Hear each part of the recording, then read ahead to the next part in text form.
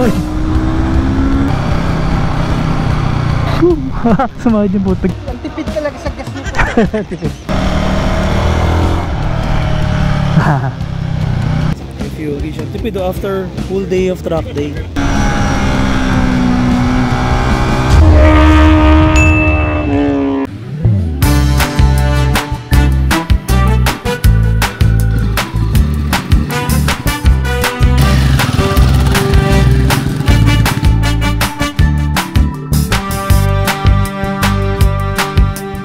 Tayo na next. Ito na yung first ride natin dito sa 2024 Guerrilla 450. Pil na pil yung racetrack eh. Kailangan manalo to ng best in feature.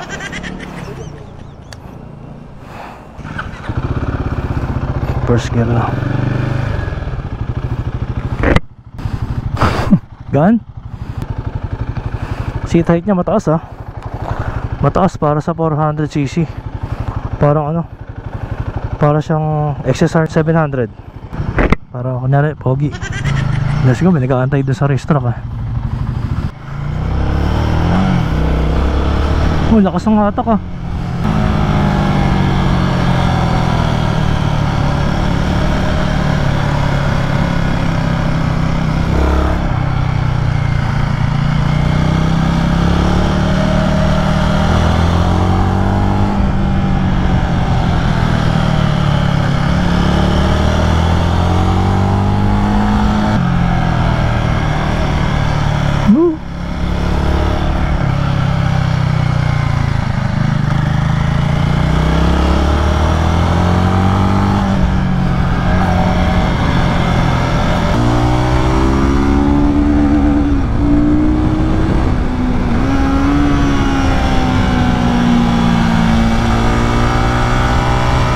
Layo ng putek.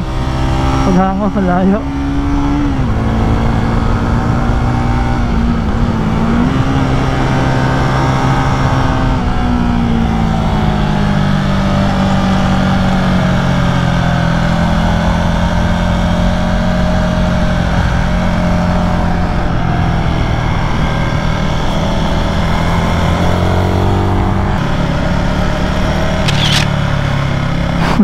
Hirap na naked bike.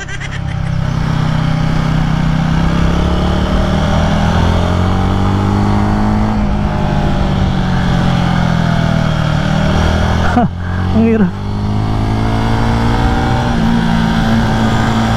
Second gear all the way.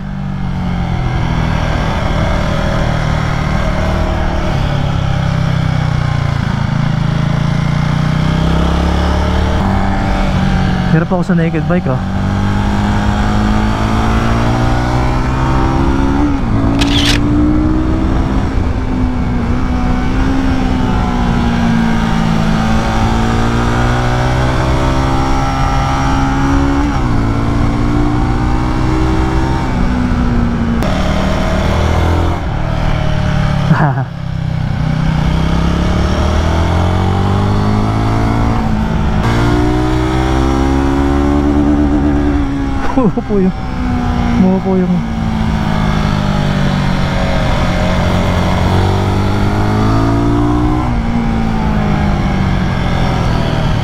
Umupo yung RPM limiter. Ganda ng handling, panalo.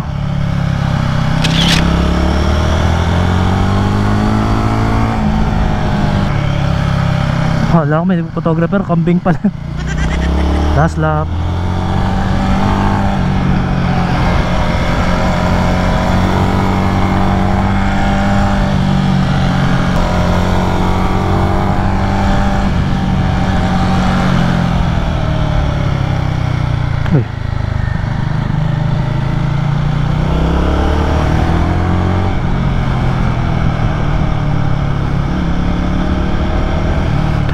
Nagpas na pala.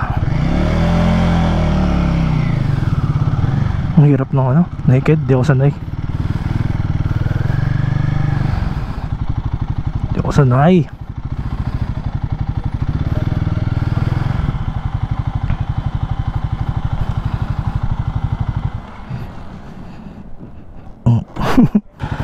Ito isang kulay oh. Ganda, white and Cyan ba? Teal or light blue? Sky baby blue.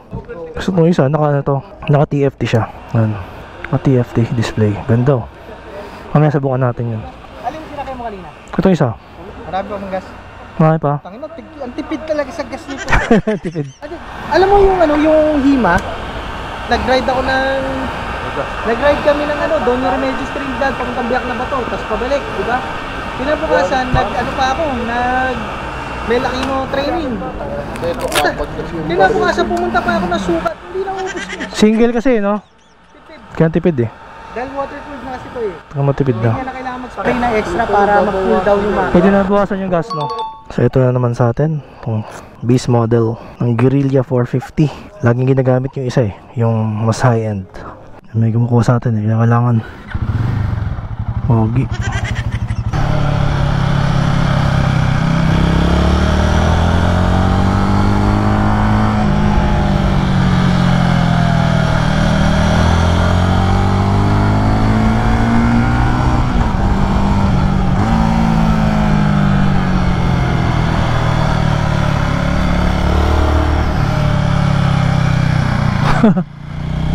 Yun.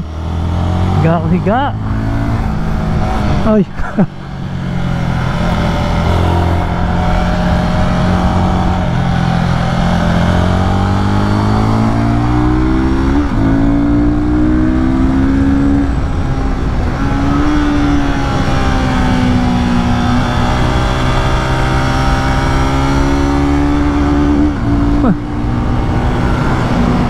Hindi ako sanay sa naked.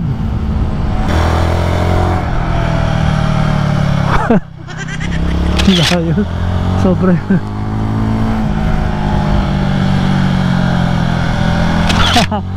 Ha?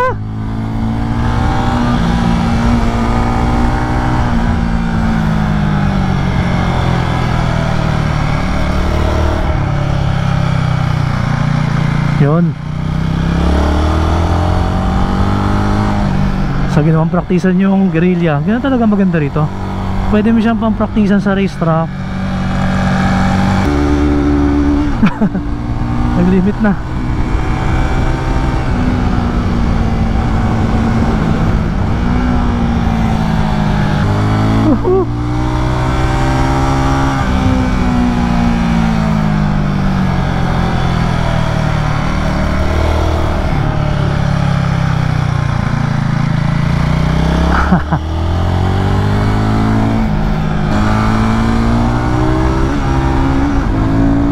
Uy.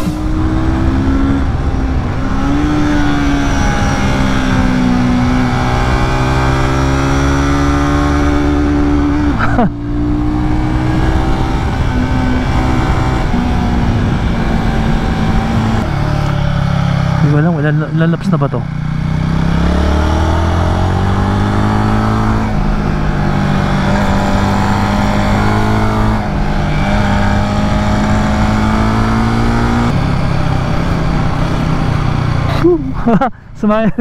Sumayad yung footpeg, nauna yung footpeg bago yung tuhod.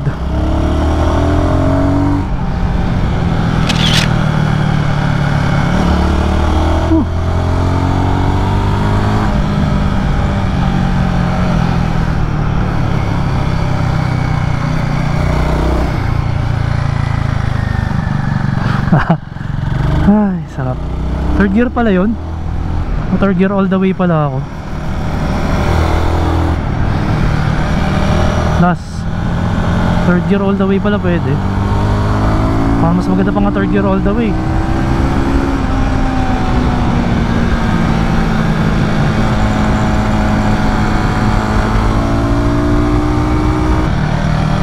Sarap, ganda.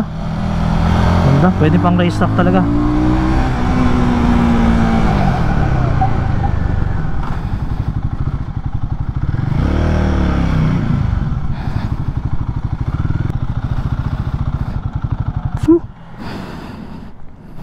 Galing. Ayo, stand. Tigas. Ayun, very compact. Hindi siya ganun kalaki. Tingnan natin yung gulong. Wow, okay naman oh. Makapit din oh. Makapit din. Sumakit ako sa kaliwa kanina. May gumagamit na ng sagad. Ano, nagkukulangot din siya. Ganda rin ng gulong. Makapit. Kaya tingnan nyo. Ayun o. Makapit din siya in fairness Monoshock. 450cc. Single cylinder liquid cooled.